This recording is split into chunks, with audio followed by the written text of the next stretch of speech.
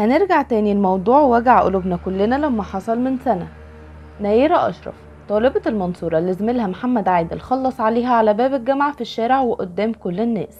فات سنة على الواقعة ولسه الأحداث كتيرة والتفاصيل أكتر. أهل نيرة عايزين الحكم اللي صدر ضد محمد عادل يتنفذ على الهوا، يفارق الحياة قدام كل الناس زي ما نيرة فرقت الحياة في الشارع قدام كل الناس.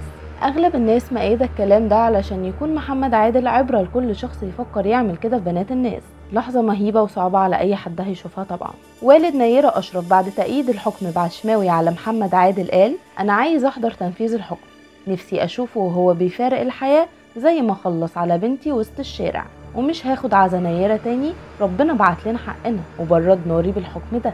لو ده حصل مش هيكون اول حكم بعشماوي يحصل على الهوا، وعلشان يتنفذ الحكم بعشماوي على الهوا لازم يوافق عليه رئيس الجمهورية، وكان اول حكم يتنفذ على الهوا في مصر بأمر الرئيس الاسبق حسني مبارك، وده كان في سنة 97.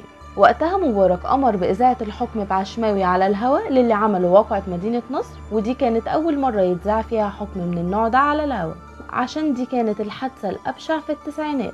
نشطاء الفيسبوك كالعادة انقسموا بين مؤيد ومعارض لإذاعة الحكم على الهوا. ناس قالوا هيكونوا عبرة للشباب اللي فاكرة ان عادي يخلص على اي حد بسهولة، وناس تانية شايفة ان محمد مش الوحيد اللي عمل كده، ده لسه في واحدة واكلة ابنها حرفيا، اشمعنى هو؟ وهيكون ايه احساس اهله واصحابه لما يشوفوه بيفرق الحياة قدام عينهم على الهوا؟ تعليقات هنا وهناك وتصريحات هنا وهناك وتفاصيل كتير.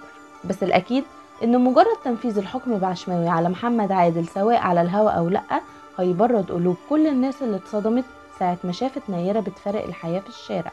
في نفس الوقت أهل نيرة طلبوا في الجلسة التانية تعويض 10 مليون جنيه، ووالدتها أكدت إن التعويض ده هتتبرع بيه لصندوق تحيا مصر. يا ترى الحكم هيتذاع على الهوا ولا هيكون حكم عادي زي ما بيحصل في كل الناس اللي بيتحكم عليهم بعشماوي؟